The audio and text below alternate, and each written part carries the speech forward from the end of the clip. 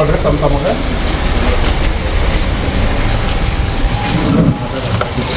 ಆಧಾರ್ಗೆ ಒಬ್ಬರಿದ್ದಾರೆ ಏನು ಕೆಲಸ ಅವರು ಆಧಾರ್ ಕಾರ್ಡ್ ಈಗ ಎಲ್ಲ ಪಂಚಾಯತ್ ಕಂಪಲ್ಸರಿ ಆಧಾರ್ ಮಾಡೋದು ಅದ್ರ ಪ್ರಕಾರ ಎಕ್ಸ್ಕ್ಲೂಸಿವ್ ಯಾಕೆ ಅಂತ ನಾನು ಕೇಳ್ತಾ ಇದ್ದೆ. ಅದು ಒಂದಕ್ಕೆ ಯಾವ್ದಕ್ಕೆ ಬೇಕು? ಯಾಕೆ ನಮ್ಮ ರೆಗ್ಯುಲರ್ ಬೇರೆ ಡೇಟಾ ಎಂಟ್ರಿ ಆಪರೇಟರ್ಸ್ ಅವರು ಇವರು ಯಾಕೆ ಮಾಡ್ಲಿಕ್ಕೆ ಆಗೋದಿಲ್ಲ ಅಂತ? ಒಂದು ದಿನಕ್ಕೆ ಎಷ್ಟು ಬರ್ತದೆ? ಇಬ್ಬರು ಡಾಟಾ ಆಪರೇಟರ್ಸ್ ಇದ್ದಾರೆ ಸರ್. ಒಬ್ಬರಿಗೆ ಲಾಸ್ಟ್ ಟೈಮ್ ಸರ್ವಿಸ್ ಇದು ಮಾಡಿದ್ರು ಸರ್, ತೆಗೆದುಬಿಟ್ಟಾರೆ ಸರ್ ಅವರಿಗೆ. ಅದಕ್ಕೆ ನೆಕ್ಸ್ಟ್ ಅವರು ಇಬ್ಬರೇ ಕಂಟಿನ್ಯೂ ಉಳಿದಾರೆ ಸರ್. ಆಮೇಲೆ ನಮ್ಮ ನಾಡ ಕಚೇರಿಗೆ ಒಂದು ಬ್ಯಾಕ್ ಆಫೀಸ್ ಅಂತೇಳಿ ಒಂದು ವಿ.ಕೆ. ಸಲಗರ ಅಂತ ಬರ್ತದೆ ಸರ್. ಅಲ್ಲೊಂದು ಸಪ್ರೇಟ್ ಕೌಂಟರ್ ಮಾಡಿದ್ದಾರೆ. ಬ್ಯಾಕ್ ಆಫೀಸ್ ಅಂದ್ರೆ ಇದರಲ್ಲಿ ಎಕ್ಸ್ಟೆನ್ಷನ್ ದೂರ ಡಿಸ್ಟೆನ್ಸ್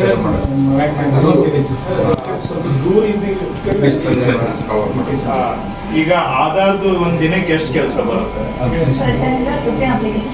ಏನಕ್ಕೆ sir new applications demographics update address correction address change phone number updations ನೀವು ಇವರು ಡೇಟಾ ಎಂಟ್ರಿ ಆಪರೇಟರ್ ಈಕ್ವಲೆಂಟ್ ಅಲ್ವಾ? ಇವರು ಅಪಾಯಿಂಟೆಡ್ ಬೈ ಯಾರನ್ನ AJSK ಇಂದ. ಯಾಕೆ ರವಿ ಎಕ್ಸ್ಕ್ಲೂಸಿವ್? ಹಿಂದೆ ನೋಡಿದ್ದು ಸರ್ ಹತ್ತೊಂದೈದು ಕೂಡ ಡೌನ್ ಸರ್ ಅಷ್ಟೊಂದು ಬರ್ತದೆ. ಸೀರಿಯಸ್ಲಿ ಎಸ್ಪೆಷಲಿ ಗ್ರಾಮ ಪಂಚಾಯತ್ ಅಲ್ಲಿ ಇರೋದ್ರಿಂದ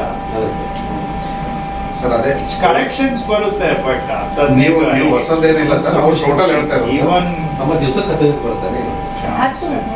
ಎಲ್ಲ ಸೇರ್ಸ ಅಥವಾ AJSK ಸೇರಿನ ಬರೀ ಆಧಾರ್ದು ಕೇಳಿದ್ರೆ ಆಧಾರ್ ಅಲ್ಲಿ ನ್ಯೂ ಆಧಾರ್ ಅಪ್ಲಿಕೇಶನ್ಸ್ ಅಥವಾ ಎಲ್ಲ ಕರೆಕ್ಷನ್ ಎಲ್ಲ ಸೇರಿ 90% ಕರೆಕ್ಷನ್ ಇರುತ್ತೆ.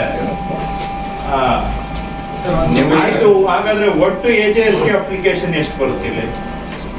35 to 40. ಆವರೇಜ್ ಸೇರ್ ಎಲ್ಲ ಕಡೆ ಅಷ್ಟೇ ಇದೆ. ಸಬ್ ಸೆಂಟರ್ದು ಸೇರಿದ್ರೆ ಎಕ್ಸ್ಟೆನ್ಷನ್ ಸೆಂಟರ್ದು ಸೇರಿದ್ರೆ ಅಲ್ಲಿ 10 ಬರುತ್ತೆ ಸರ್. ಸ್ಟಿಲ್ ಆವರೇಜ್ ಎಷ್ಟು ಕೊಡ್ತಿಲ್ಲ. ಜಾತಿ ಸರ್ಟಿಫಿಕೇಟ್ ಅಪ್ಲೈ ಮಾಡಿದಾಗ ರಸೀದಿ ಕೊಡೋದಿಲ್ಲ ಪಕ್ಕ. ಅವ್ರ ಮೆಸೇಜ್ ಏನ್ ಆ ಫೈಲ್ ನಂಬರ್ ಕೊಡ್ತೇವೆ. ಫಿಸಿಕಲ್ ಬರ್ಲಿ ಕೊಡ್ತೀವಿ. ಕೆಲವೊಬ್ರು ಕೇಳ್ತಾರಲ್ಲ ಬರೋದಿಲ್ಲ ಸರ್. ಬೇರೆ ಅದು ನಂಬರ್ ಬೇಕಂದ್ರೆ ಸರ್ ಆಧಾರ್ ಕಾರ್ಡ್ ತೊಗೊಂಡ್ಬರ್ತಾರೆ, ನಾವು ಕೊಡ್ತೀವಿ ಸರ್.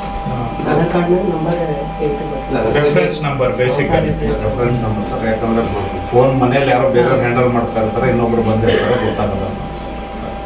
ರಸೀದಿ ಬೇಕು ಅಂತ ಕೇಳಿದ್ರೆ ಕೊಡ್ತೀವಿ, ಬೇಕಾದ್ರೆ ಕೊಡ್ತೀವಿ ಸರ್. ಬೇಕಾದ್ರೆ ಕೊಡ್ತೀವಿ. ಹೇಳಿದ್ದು ಬೇಕು ಅಂದ್ರೆ ನೀವು 5 ರೂಪಾಯಿ ಚಾರ್ಜ್ ಮಾಡಿ ಚಾರ್ಜ್ ಮಾಡಬಾರ್ದು. ಇಲ್ಲ ಅಂದ್ರೆ ಎಲ್ಲರೂ ಕೇಳಕ್ ಸ್ಟಾರ್ಟ್ ಮಾಡ್ತಾರೆ. ಒಂದು ಪೇಪರ್ ಒಂದು ಟ್ರೀ ಕಟ್ ಆಗ್ತದೆ. ನೆಕ್ಸ್ಟ್ ಅದು ಗೊತ್ತಾಗುತ್ತೆ. ಈಗ ಎಷ್ಟು ನೀವು ಪೇಪರ್ ಅಲ್ಲಿ ಕೊಡ್ತಿದ್ದೀರಿ, ಎಷ್ಟು ಕೊಡ್ತಿಲ್ಲ ಅಂತ ಹೆಂಗ್ ಗೊತ್ತಿದೆ?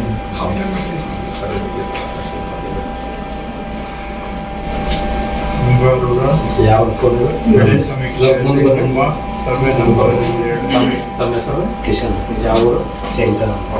ಇದು ಕ್ರಾಪ್ ಸರ್ವೆ ಬಂದಿದೆ, ಅದರದ್ದು ಬೇರೆ. ನಮ್ಮದು AJSK ಬಟ್ ನಾನು ಕೇಳಿದ AJSK ಯಾರನ್ನ ಇದ್ದು ನೋಡ್ರ ಗ್ರಾಮಸ್ಥರದಾಗ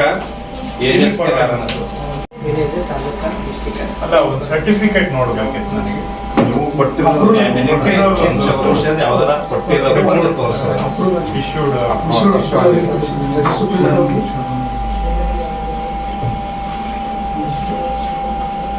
ಇದು NIC ಅವ್ರು ಮಾಡಿರೋದು.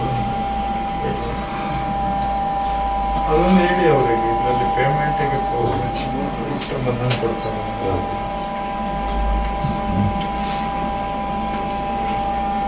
ಅವರು ಸರ್ಟಿಫಿಕೇಟಿಗೆ ಕೊಡ್ತಾ ಇದ್ದಾರೆ.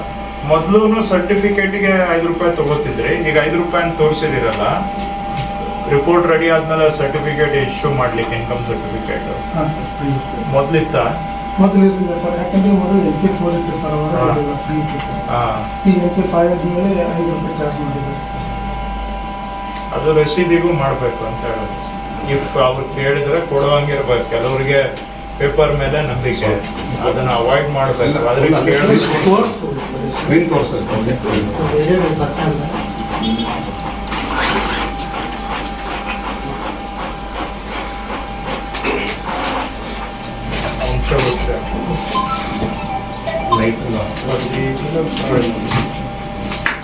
ಸಿದ್ದಮ್ಮ ಸ್ವಯಂ ಅರ್ಜಿದಾರರೊಂದಿಗಿನ ಅವರ ಅರ್ಜಿದಾರ ಕಲ್ಯಾಣಿ ಮಗಳು ಸೊಸೆ.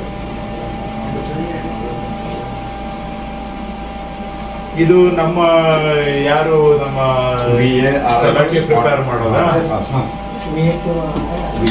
ಈಗ ಈ ತರ ಎಷ್ಟು ಕುಟುಂಬಗಳಿಗೆ ನಿಮ್ಮ ಹತ್ರ ಇರಬಹುದು?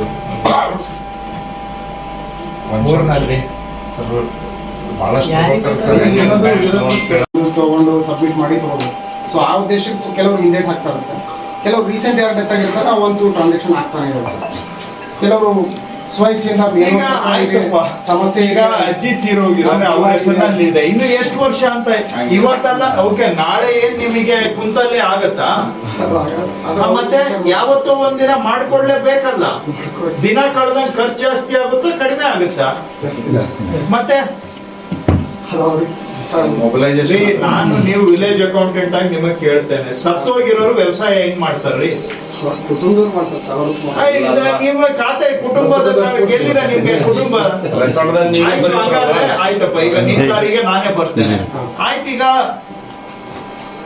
ಅವರು ಬಟ್ ಅವ್ರಿಗೆ ಪಾವತಿ ಖಾತೆ ಜಂಟಿ ಕೂರಿಸ್ಬೇಕಂದ್ರೂ ಈ ಡಾಕ್ಯುಮೆಂಟ್ಸ್ ಬೇಕೇ ಬೇಕು. ಡಾಕ್ಯುಮೆಂಟ್ಸ್ ತಾವ್ ಹೇಳ್ದಂಗೆ ನಮ್ಮ ಘಟಕ ಸಿಕ್ತು ಅಂತಂದ್ರೆ ಕೆಲವರು ಇಬ್ಬರಿಬ್ಬರು ಹೆಂಡತಿ ಇರ್ತಾರೆ, ಕೆಲವ್ರ ಮಕ್ಕಳು ಡಿವೈಡೇಷನ್ ಇರ್ತಾರೆ, ಕೆಲವರು ತಂದೆ ತಾಯಿ ಇದ್ರು. ನೋಡ್ರಿ, ನೀವು ಇಂಡಿವಿಜುವಲ್ ಮಾಡೋವಾಗ ಅದೆಲ್ಲ ಬರುತ್ತೆ, ಜಂಟಿ ಕೂರ್ಸಕ್ಕೆ ಅದೆಲ್ಲ ಏನಿಲ್ವಲ್ಲ.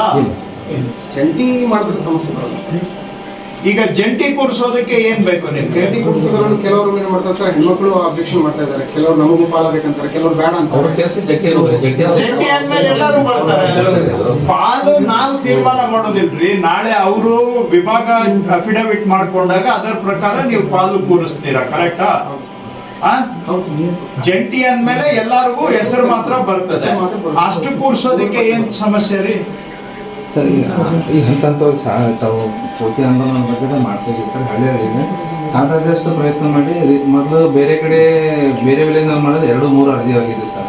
ಸ್ವಲ್ಪ ಈಗ ಅವೇರ್ನೆಸ್ ಥರ ಮಾಡಿದೆ ಅಂತ ತಿಳ್ಕೊಂಡು ಲಾಸ್ಟ್ ವಿಲೇಜ್ನಲ್ಲಿ ಮಾಡಿದ್ರೆ 20 ಅಪ್ಲಿಕೇಶನ್ಸ್ ಬಂದಿದೆ ಸರ್. ಈಗ ಹಂತವಾಗಿ ತಾವು ಮಾಡ್ಕೊಂತ ಹೋದಾಗ ನಾನು ಕೇಳಿದ ಪ್ರಶ್ನೆಗೆ ನೀವು ಉತ್ತರ ಕೊಡ್ತಿಲ್ಲ. ಜನರಲ್ ಆಗಿ ಹೇಳ್ತಾ ಇದ್ದೀರಿ. ಈಗ ಜಂಟಿ ಕೂರಿಸೋದಕ್ಕೆ ಏನು ಸಾಧಕ ಬಾಧಕ ಏನು ಹೇಳಿ? ಯಾಕ್ರಿ? ಮತ್ತಷ್ಟು ಸುದ್ದಿಗಳಿಗಾಗಿ ನೋಡ್ತಾ ಇರಿ ಪಬ್ಲಿಕ್ ನ್ಯೂಸ್ 24x7. ಇದು ಸತ್ಯದ ಧ್ವನಿ.